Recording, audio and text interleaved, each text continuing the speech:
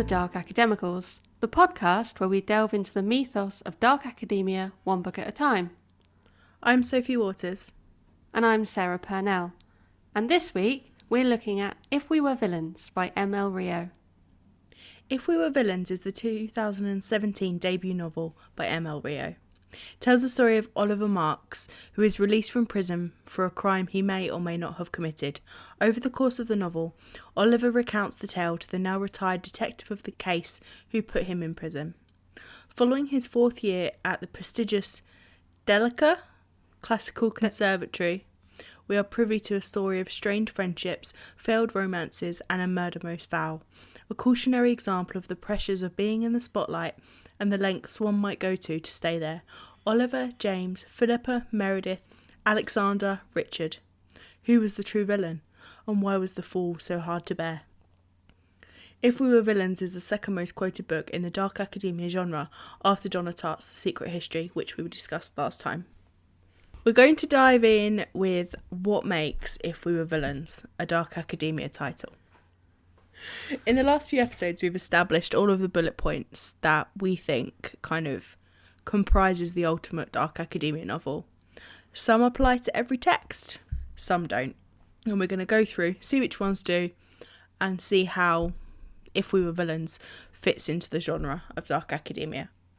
So first on our checklist, we have a higher education setting. And I think this quite easily ticks the box for that. Yeah, effortlessly. It's an elite, exclusive, classical conservatory, which is, I don't even really know what that is. It just sounds fancy and expensive. Yeah. I think it's. I want to say it's an extreme example of these kind of fine arts and theatrical schools, but it's probably more common than we think. Yeah, because I know we have, London has a few, really prestigious drama and music schools, doesn't it? But I think because it's not that accessible to most of us, so I guess we wouldn't really know about it. No. I was actually thinking while I was reading that dark academia is more than just the academic setting. It's like an academic cult. Yeah. Because we touched on that in The Secret History as well, that the Greek class is a cult. And that idea is brought up by Oliver in reference to Delica as well. When he's telling his story to Colborne after he spent the 10 years in prison, he says, 10 years of trying to explain Delica in all its misguided magnificence to men in beige jumpsuits who never went to college or never even finished high school has made me realise what I as a student was willfully blind to, that Delica was less an academic institution than a cult. When we first walked through those doors, we did so without knowing that we were now a part of some strange fanatic religion where anything could be excused so long as it was offered at the altar of the muses. Ritual madness, ecstasy, human sacrifice. Were we bewitched? Brainwashed? Perhaps. I think that, that covers so many dark academia novels, doesn't it? In that, academic bubble.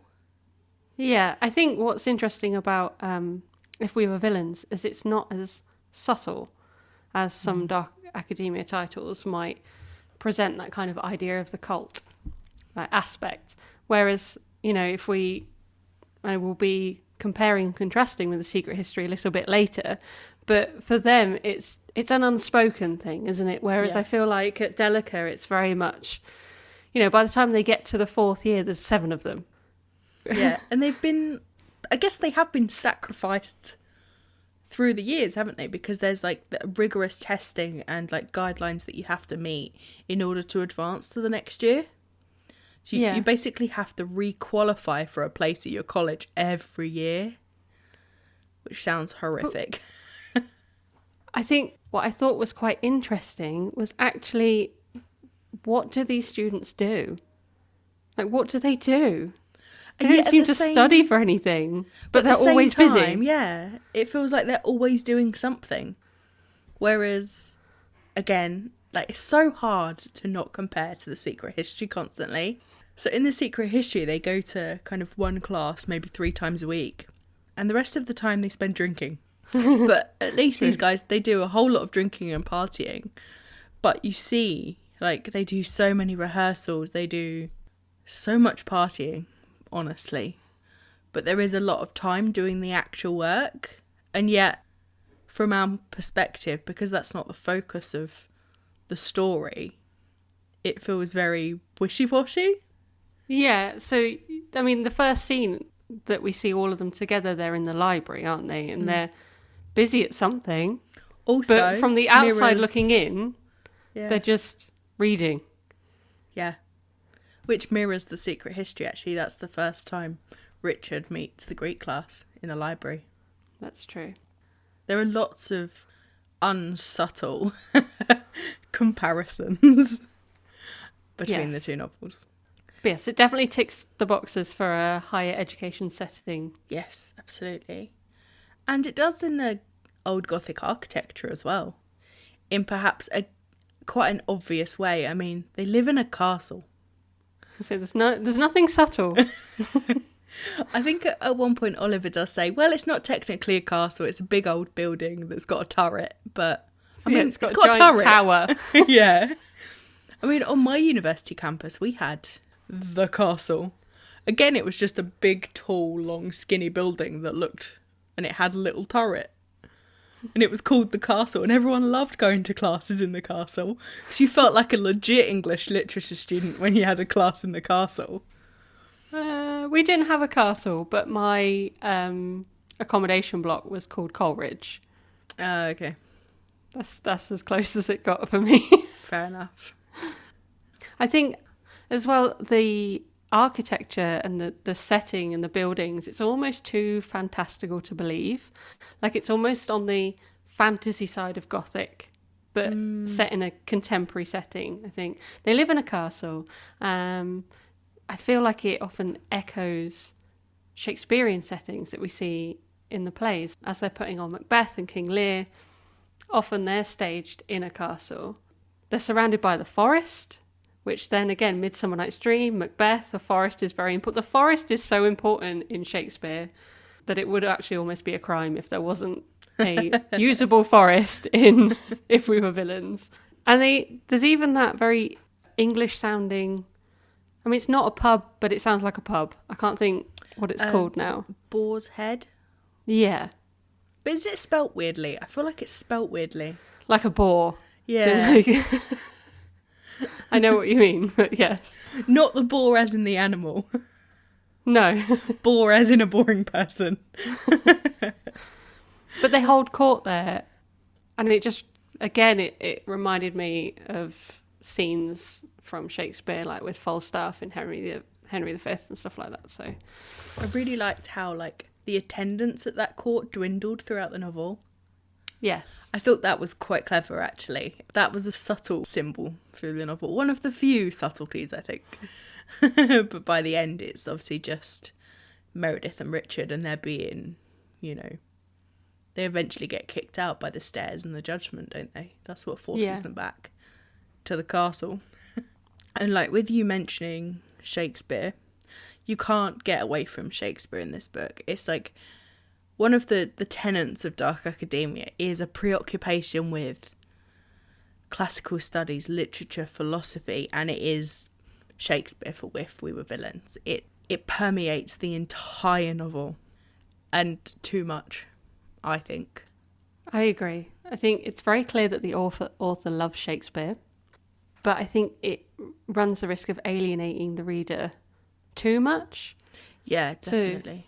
Where in The Secret History, they'll speak in little phrases of Greek or Latin. They don't have huge paragraphs in Greek or Latin. So we're just like, or quoting Plato or something, and we're just looking at it like, I have no idea what you're on about.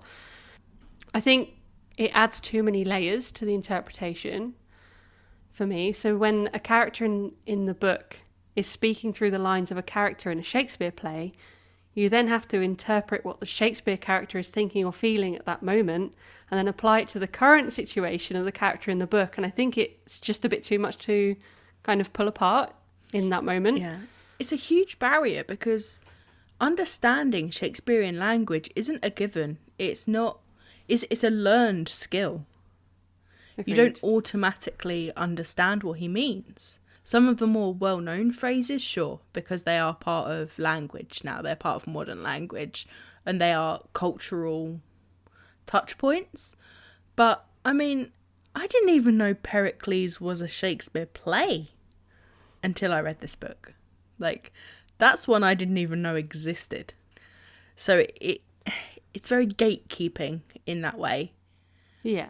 I mean, I think this is something that we both tried while reading, was keeping note of how many times Shakespeare was quoted. And I gave up by the end of Act 1, which, if you've read the book, which I'm hoping you have if you're here, because so many spoilers, so just a heads up now on that one. In the first act, we get to them performing Macbeth. 14 plays are quoted 36 times, and that's not including the several pages of them showing actual Macbeth being performed. It must be half the text. I saw I can't remember whether it was a Goodreads review, but it was that Shakespeare should be co-authored on the cover. Because, definitely, you know, half the content is him, which I thought was quite funny. I mean, I am a Shakespeare fangirl. Like, I love Shakespeare. I love talking about Shakespeare. I will be that annoying person that whenever something slightly Shakespeare is mentioned, I'll be like, aha, I have an interesting fact about that. I am that person. But this was too much for me. And I think it's because it's not refined enough. Like, if it stuck to the plays that they were concerned with and maybe brought in a few of the wider known, like, quotes or something, then I think it had have an easier time following it through. I think it'd have more of an impact as well. Yeah. Well, Like, definitely, because those scenes when James and Oliver are rehearsing for King Lear, that is so powerful. And then when you see them perform it on stage, like, that actually got me in my feels. Yeah. And Macbeth, like, the performance of Macbeth is one of my favourite scenes in the book. It's so atmospheric. It's so visceral. And, like, you do feel like you're watching it yourself. And I think that was beautifully done. And I think that had the impact, all the impact we needed. We didn't need them showing how smart they were every 3 seconds. Yeah. With quoting reams of Shakespeare. It's not needed. I agree. Another one of the tenets of Dark Academia is like hero worship of a particular figure, and it's blatantly obvious that they all worship Shakespeare, and Oliver even kind of discusses it a few times, and it's like he kind of explains it as Shakespeare allows them to be more themselves or bring out their own personalities. He says, "We're afraid of looking foolish if we reveal the full force of our emotions, but in Shakespeare's world, passion is irresistible, not embarrassing." They kind of use it as that way to express themselves. Yeah. I really love that as a concept. I think that, again, could be really powerful. But because there are so many different characters that they speak through, it just gets confusing. Even if for each, because they do a play each semester? Each semester. Yeah, so it's King Lear, Macbeth and Romeo and Juliet. Yeah.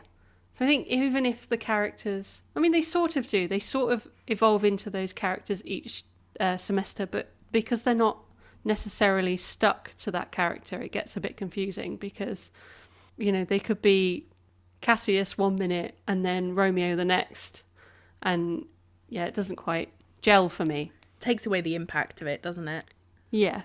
And I think it also kind of inhibits their development as characters as well, because you see them as all of these different characters instead of themselves. Yeah. You can see how they are turning into this Shakespearean character, but you don't have the background of who they are and how they relate to those characters. And when you do, it's quite heavy-handed. Like in the class with their tutor Gwendolyn, where she makes them stand up and like reveal their biggest strengths and weaknesses in this really humiliating, horrible way that, I mean, I would never go back to that class. She is absolutely ruthless with them, and it gives you the information you need, but not in an elevated way. It's not subtle. Yeah, it's really not subtle at all. They all take on Shakespeare as part of their personalities and part of them in a very unhealthy way, but also in a way that really distances everyone, because very few people have that level of connection with something like that. There's even, like, I really liked this quote because it made me laugh because it's ridiculous. Oliver said, "It was just us, the 7 of us, and the trees, and the sky, and the lake, and the moon, and of course Shakespeare. He lived with us like an 8th housemate, an older, wiser friend, perpetually out of sight, but never out of mind, as if he had just left the room." I get what she's going for. It's also diminishing them as a group, I think, in a way. Because I think he's almost saying that their friendship hangs on Shakespeare. Like, if they didn't have Shakespeare, they wouldn't have anything that connects them. They wouldn't have anything that brought them together. And just to reference Secret History again, because why not? Whereas they're all connected by the Greek class, aside from Richard, they have genuine connections to each other. They have histories. They have interactions outside of that class and that academic setting, because those relationships and those characters are so much more developed than they are in If We Were Villains. And I feel like the Shakespeare just took away instead of adding to. It was heavy-handed, really. Yeah. I think. I'll tell you what else was heavy-handed. What's that? The murder. Oh, the murder. Yeah, it's so on page, isn't it? It is. I mean, I wrote, when I was writing down my notes, I put, "We have a murder." I also put, "Obviously offing someone should never be the answer, but I do find the motivation lacking a bit." I think when we find out what actually happened, you can almost argue it's self-defense and you can kind of understand how it happened, but I just don't quite understand the motivation for it to have got to that point. I guess it was a crime of passion, wasn't it? I mean, James, spoiler, they were all drunk, weren't they? And it was initially an act of self-defense. But what I mean is, I don't fully understand how Richard became such a villain to them. Oh, I see. Okay. Do you know what I mean? I'm not quite sure how it escalated to that level, and right. I don't know. I felt like that aspect was underdeveloped. Like, it was him as an antagonist. Yeah, I get that, because it was quite sharp, wasn't it? Because he was annoying, he was frustrating, he was bolshy, and then suddenly he was bruising James. Yeah, there wasn't a gradual ride up. I think the technical motivation was that he was jealous that he didn't get his part, and he was worried about losing it and then messing it up for him. But yeah, I mean, he has a wounded ego. He's a bully. Yeah. he poses a physical threat to them. Mm. But again, if we're going to compare it, because can't help it. When you compare it to Bunny's demise, there's not the same, like, dark desperation, I don't think. Bunny was threatening something much more dangerous to them. Like, he was holding their reputations hostage, whereas I feel like Richard, it could have been solved in another way more easily. Yeah. Yeah, definitely. I think also, like, the jump from James acting in self-defense to them all standing there and going, let's just let him die. Yeah. That's quite a jump. And from someone who didn't have the same level of motivation, because it's Alexander that first says, why? Why are we doing this? Why do we need to save him? Yeah, that's true. I think, yet again, the elders of the story have failed the young adults. Oh, always, yeah. Always. I mean, yeah, they've set them up to fail, to be fair, by casting Richard in the lead roles over and over again. All they've done is kind of built up this kind of idea that he is, like, the leading man and anything else is unacceptable. Yeah, well, it's like that shaping of these people who they think they are or think they should be, and forcing them to live up to it, just like Julian does in The Secret History, and then it all collapses under that pressure. I feel like we don't obviously see the murder, but we see the aftermath. It's very gruesome. It's very visceral. And I think that takes out some of the horror. Yeah. Because, I don't know, we know what happened. We see it in front of us and you see them deciding not to do anything about it. And I think it's more insidious for the Secret History Gang to be planning this, and then it jumps and it's done and it's haunting them. I think it's a much more powerful way to show it. Even though I think Oliver mentions the presence of Richard's ghost, a bit like in a Shakespeare play when you often get these ghost characters, but none of them, apart from Wren, seem to be that bothered. No. Or that haunted by it. Maybe Alexander. He just drinks himself into a stupor, doesn't he? And then drugs himself into a stupor. And James, I think, obviously is more affected because, spoiler alert, he did it. But but for the others who all had their hand in not saving him, don't seem that bothered. I mean, Meredith, he was her boyfriend. Yeah. And she's just completely unfazed by it and immediately goes to sleep with Oliver. And I think that's another thing that's really on stage a lot more, is the violence, the sex, and the partying.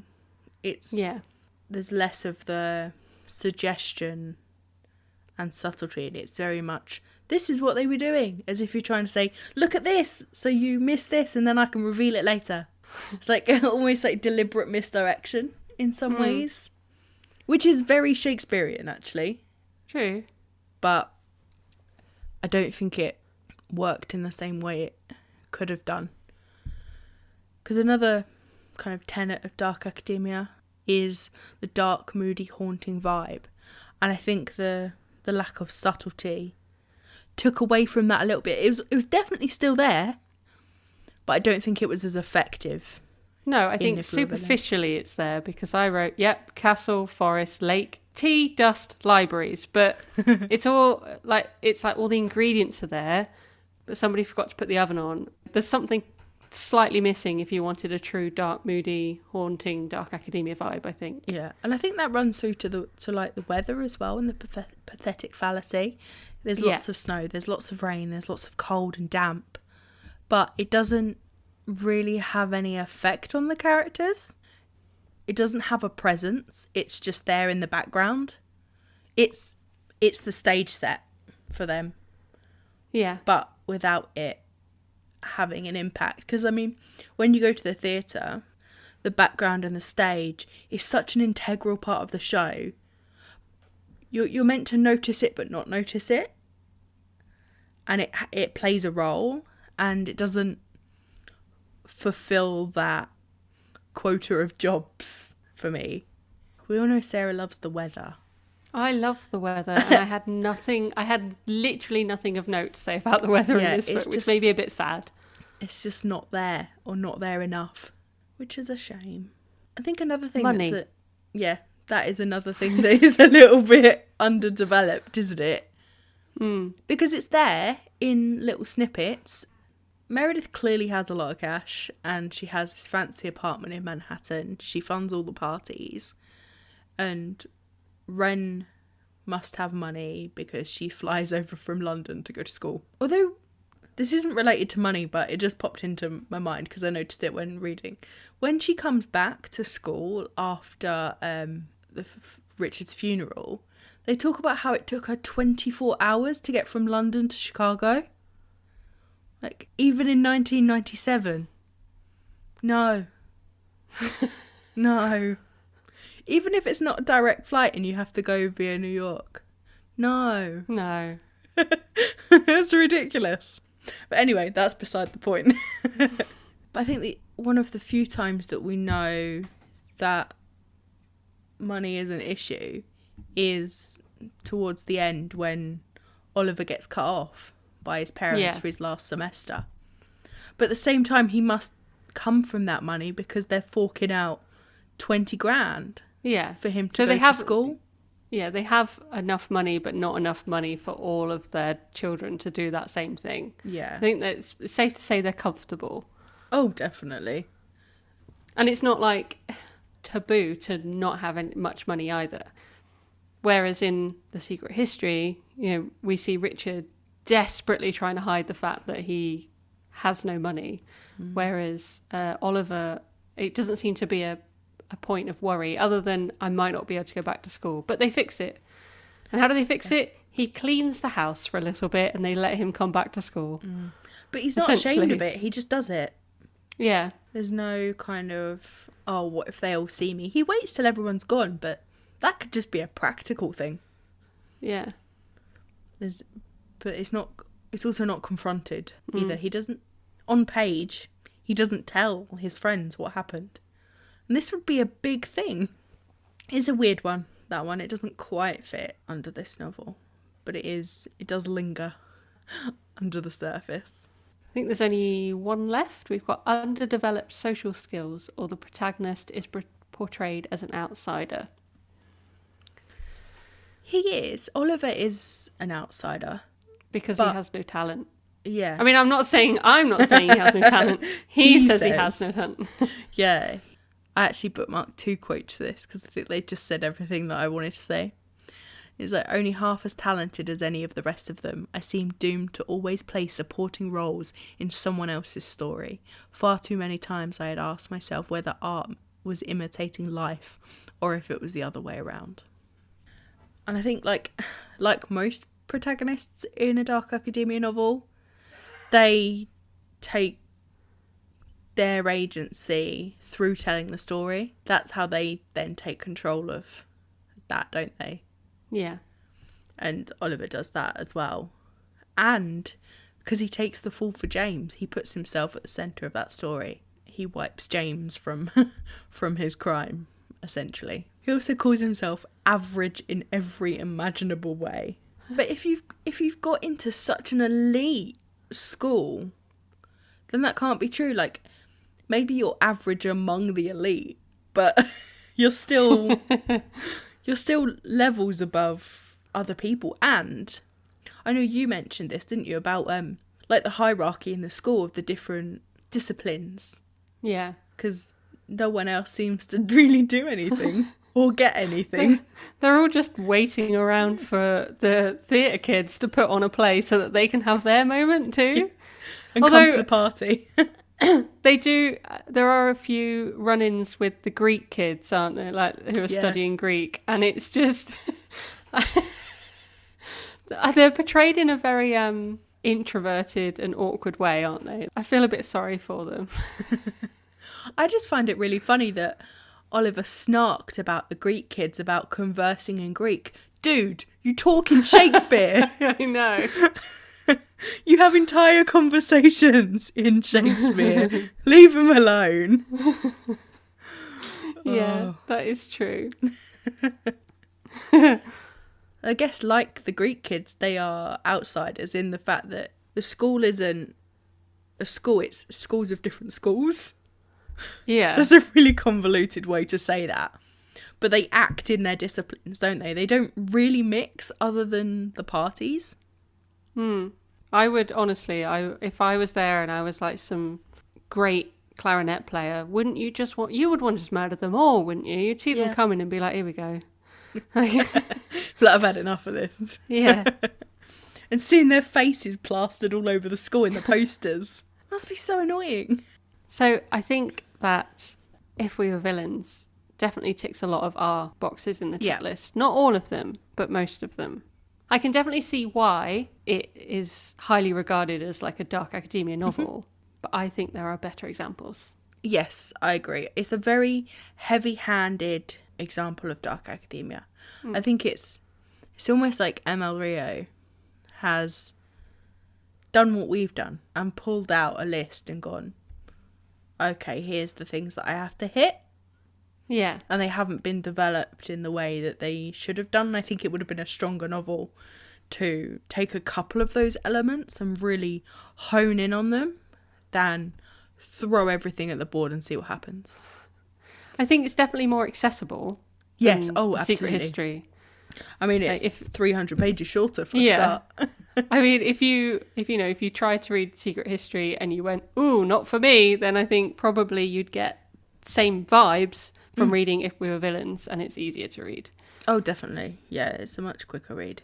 It's very compelling. It's very easy to get lost in their world. But I think a lot of the Secret History is suggestive. It's implied. You have to do the academic work too, alongside them. Yeah. To notice everything that's going on underneath. Like, you've read it twice, I've read it 3 times. I know that we could both read it again and have an entirely new conversation about that book because there's so much to it. Yeah. But I've read If We Were Villains twice now, and I don't think I would get any more out of it at this point. You can read it and you can move on. Yeah. Whereas The Secret History, you're in it for the rest of your life. That's it now. It's gone. Yeah. I know we've done a lot of comparing to The Secret History, but there were a few things that I know we wanted to talk about specifically in comparison to The Secret History, and one of the big ones for me is the connection to the Bacchanal in The Secret History and putting on Macbeth at Halloween. And they even say it was a party of bacchanalian proportions. And Halloween seemed to bring out a sort of sybaritic hysteria in the Delica students. I did have to Google that. It means self-indulgent, luxurious and pleasurable. Never heard that word before in my life. But it's a good one. And it's this kind of like cult of excess. Oliver describes it to Colborne.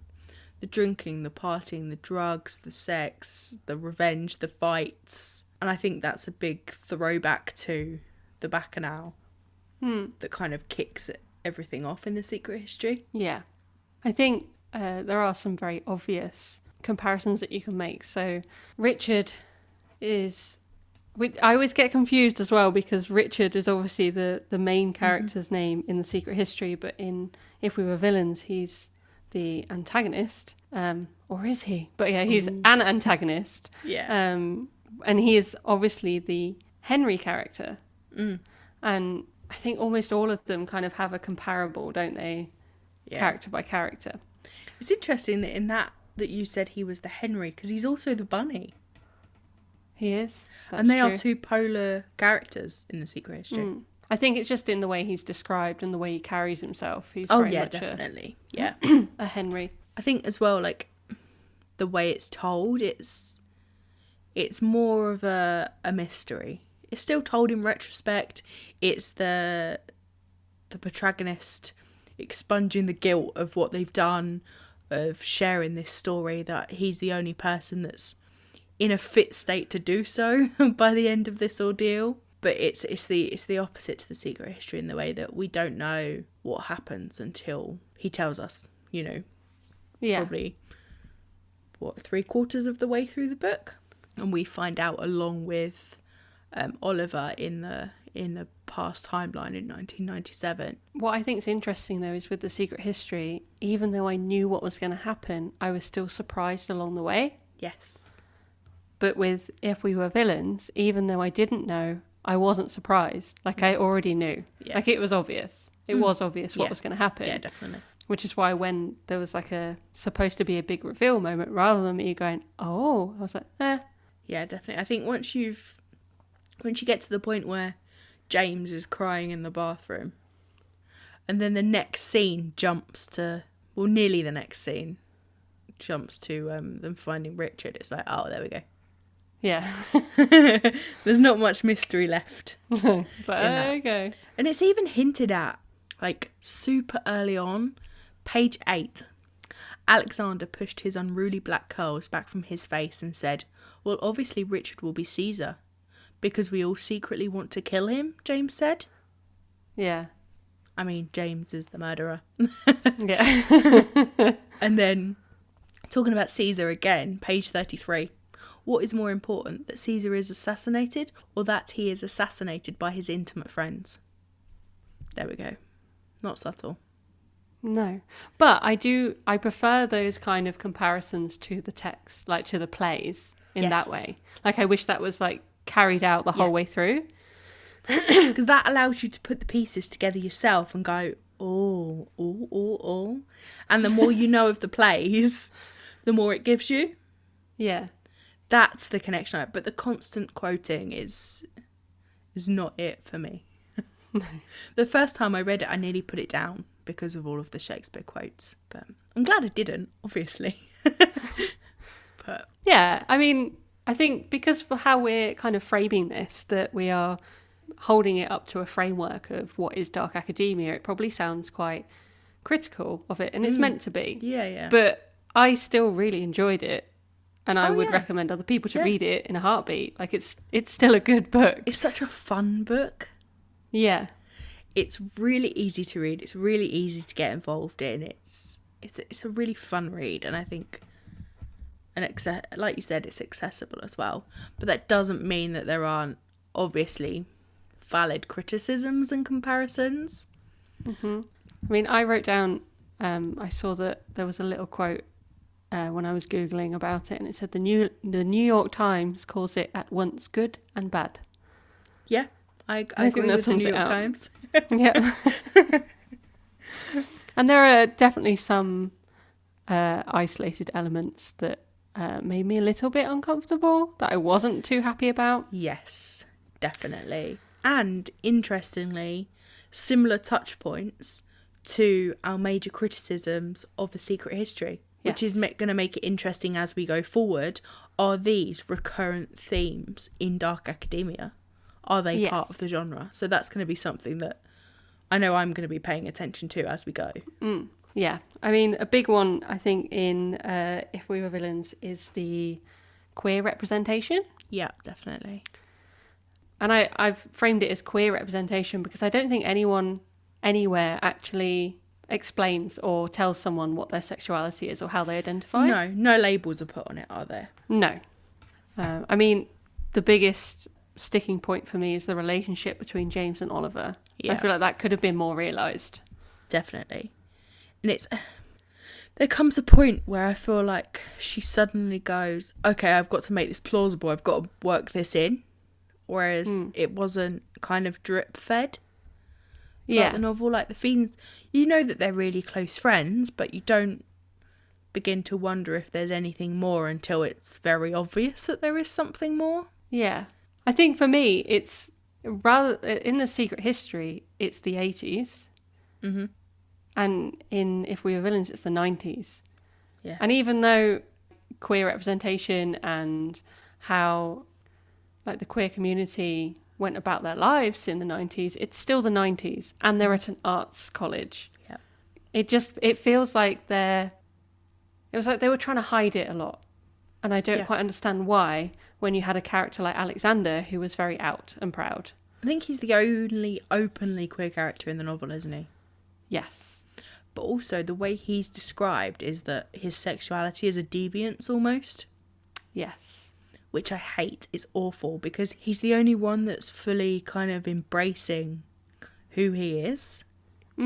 He's also, on the flip side though, almost perpetuating that harmful stereotype of like a predatory homosexual person. Yeah, The definitely.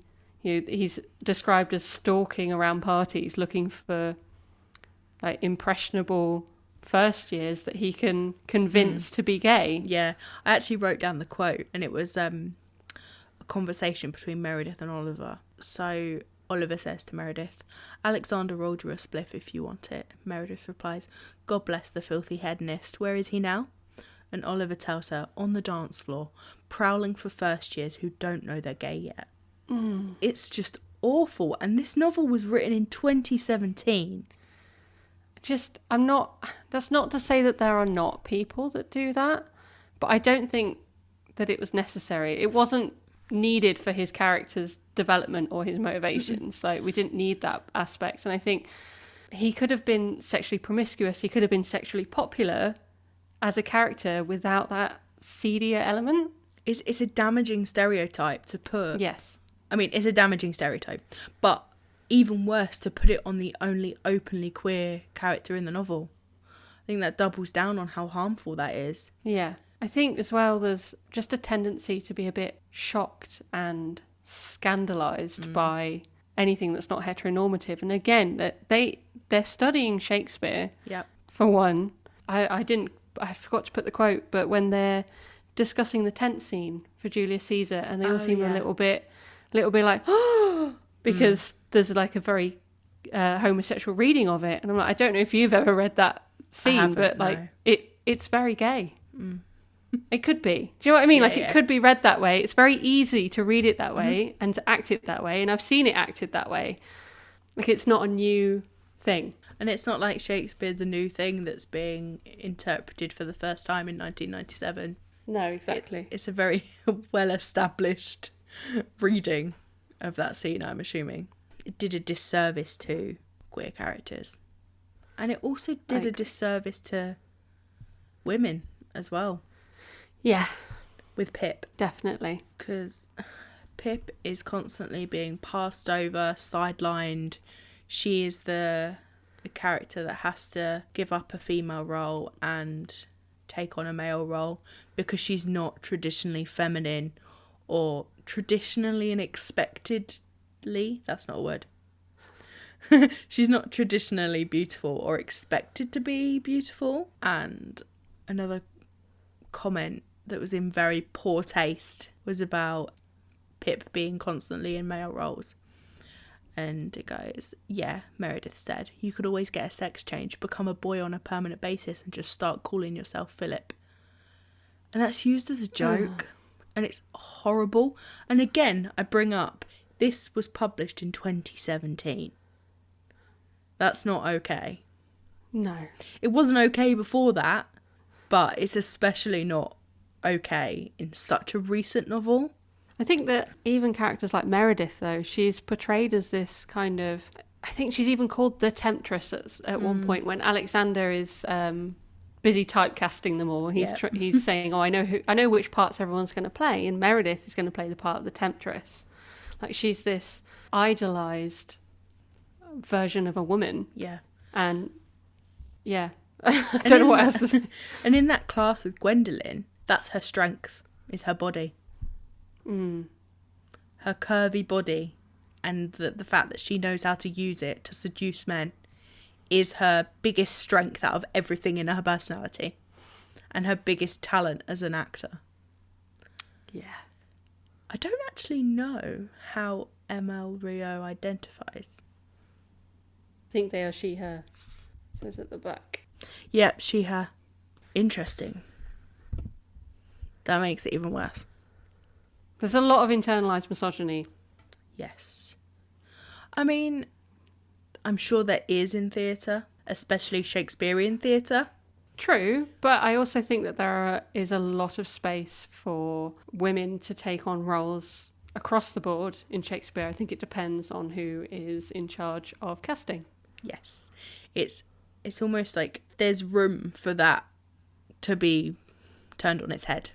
And that wasn't taken advantage of as much as it should have been. Although there is it in Romeo and Juliet at the Christmas mask ball? Who comes out? Is it Meredith that comes out? Meredith. Yeah, who does she... As a male character. Is it Tybalt? I can look. I just remember the line about her shapely legs in tights. As if she's never worn tights before. Aeschylus. I'm not familiar with that character, really. No, it's a prince.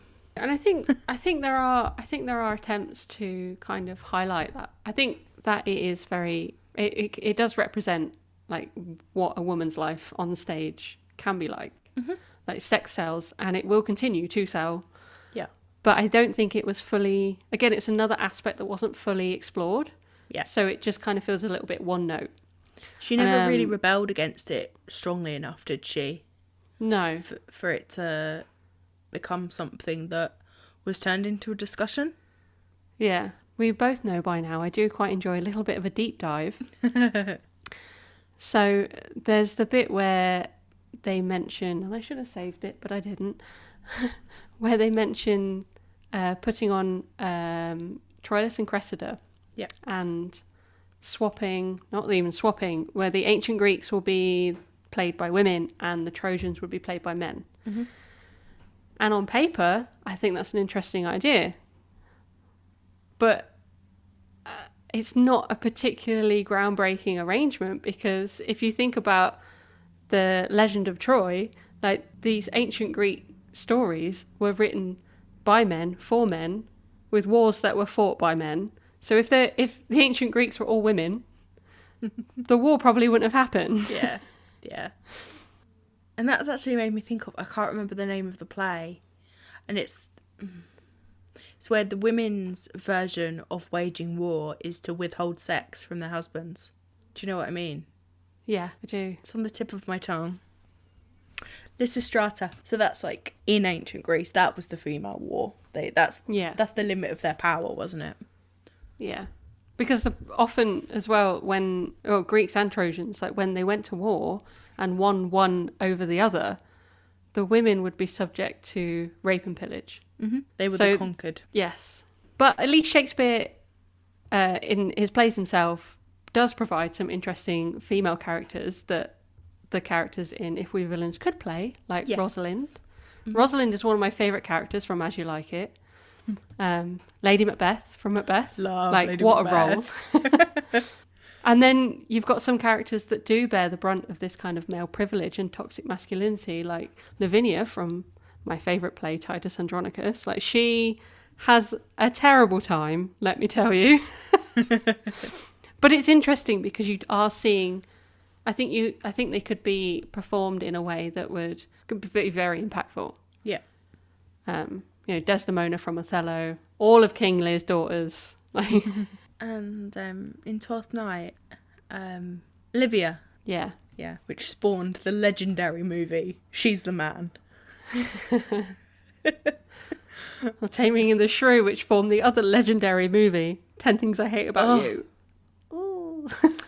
We love a naughty Shakespeare adaptation for teens. Before we move on to like close character analysis, there is one character that I'd like to bring up, and that is who I have affectionately termed Colin the Meme. Because by the time I got 3/4 of the way in, I was like, this is a joke now, isn't it? Colin is a joke. Colin has no reason to be there other than he is that extra body that can do things so that the main characters can stay on stage. Yeah. It will be like, we need someone to go to the doctors. I'm like, Colin will do it. Yeah. It's just always there. The amount of times you messaged me going, Colin, why is Colin here? Like, who is Colin? Yeah, poor Colin. I found it really interesting that he ended up with Alexander, though. Yeah. It was almost a bit forced to get him into the places that he needed to be. Yeah.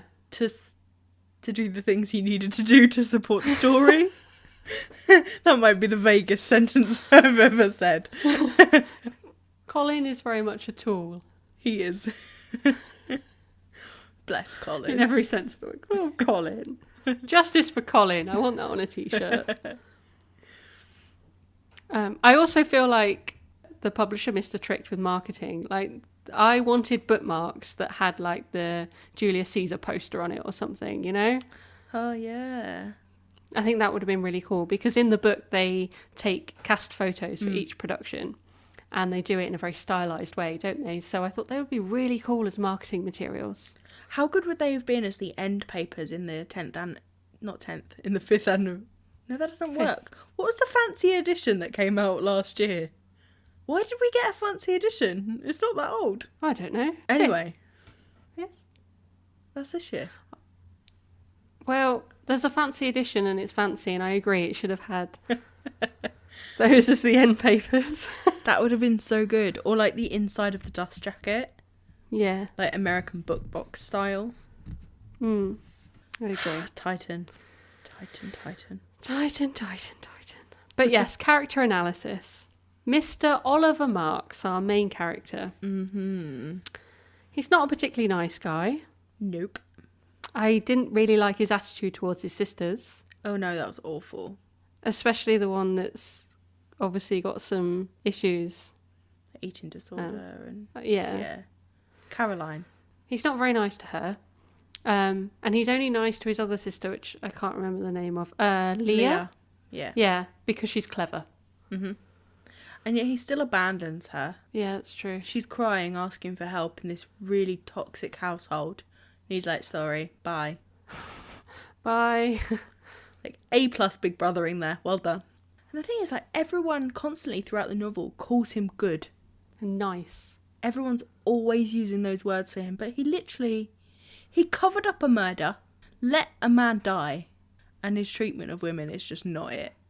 Like, I know in Secret History we had a bit of a revelatory moment with Richard when his true kind of thought process towards Camilla came out, and I had one of them with Oliver as well, when they've just done a rehearsal and they're getting changed afterwards, and Oliver says, thinking about Meredith, my heart stuttered at her touch, and I wondered suddenly if she was wearing anything under the robe. Part of me wanted to rip it off and find out, and another part wanted to crack her head against the wall and knock some sense into her. So awful, What is it violent. with these men? James deserves better. He does. He does. Even though he's literally... We're defending the murderer right now. True. I guess he did ultimately pay the price, didn't he? He did. James's ending frustrated me. Yeah. Which one? The letter. Oh, the letter. It's so impersonal. Yeah. Can you imagine, like, someone you love dies and the letter they leave you is a passage from a bleeding Shakespeare play? But is he dead? Yeah, and that's the other thing that annoyed me. That casting doubt, because they never find his body. And that's think the last the thing ending, they said. Again, another comparison to The Secret History, but by the time you got to the end of The Secret History, you know that every single character is paying for what they've done in one way or another, or has paid one way or another. But in If We Were Villains, apart from James, who actually could be sat in a deck chair somewhere sipping margaritas, they're all fine. Really. Meredith is an actor on a TV series with a massive house, and she's totally fine.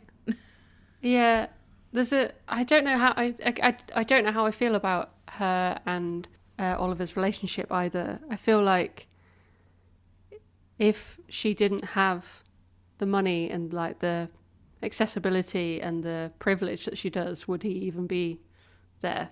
I don't think so, because his first instinct was to go to James. Yeah, that's true. And I think that's kind of reflected throughout the novel, when Meredith even notices that, like, James would be his first choice, but that's not always an option. Therefore, he'll settle for Meredith, even though Meredith is also on a pedestal for him. It's a weird tangle of relationships there. Apart from James and Pip, they're just all not very nice people.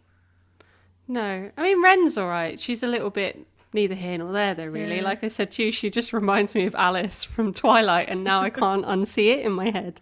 I don't know. I think Alice has more agency, to be honest. Burn. I like Alice. She's a fave. Yeah, I think generally, like, across the board, these characters could have done with a lot of fleshing out. Yeah, I mean, I don't say it often, but I feel like this book definitely could have been longer. Or just I wouldn't take be out mad. the Shakespeare and put actual words in it. That's it. Yeah, that's it. That's the word. Put original context. Put original content in instead. Ta-da! I agree. But that's not to say that this book isn't immensely enjoyable and worth reading. True. Because it's a really fun novel. I agree. My opinion from reading it the first time to the reading it the second time are different. I'm not going to lie about that. It was a solid 4.5 the first time I read it, and I gave it a 3 on my reread. I gave it a 3, but I have a lot of feelings about it. Mm-hmm. because it specifically because it deals with Shakespeare, and again, Shakespeare fangirl right here. I just wanted more from it, I think. Yeah. I think reading it against The Secret History was a blessing and a curse for this novel. Yeah, I definitely think it's you know, it's on the front cover that it's comparable to The Secret History, which does it? No. Does it? No. No. And it does the book itself a great amount of favours. But then when you read it, and if you're a Secret History fan,